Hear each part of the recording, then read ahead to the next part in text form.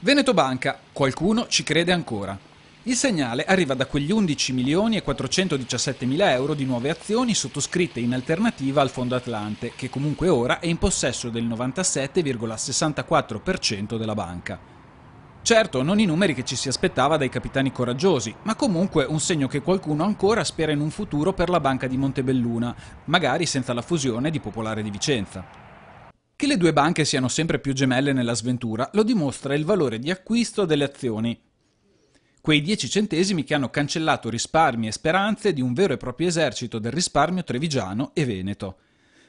Una tempesta che ora dovrebbe dissolversi lasciando oltre alle perdite anche la prospettiva di un futuro per il credito veneto, almeno da un osservatorio privilegiato quanto criticato, quello della Banca d'Italia. Hanno attraversato un periodo molto difficile, purtroppo ci sono stati danni anche rilevanti per gli azionisti e i risparmiatori, però attualmente la situazione si prospetta in maniera tale che probabilmente ci saranno soluzioni positive in futuro e il peggio dovrebbe essere passato. Ora la partita del risparmio, ma anche del credito dei nostri territori, la giocherà il fondo voluto dal governo e che pare si stia già dividendo in due. Atlante seguirà l'evoluzione delle banche, mentre un Atlante 2 si farà carico dei crediti incagliati da sgravare dal sistema, detti anche NPL. Pacchetti economicamente impegnativi da rivedere nei mercati internazionali.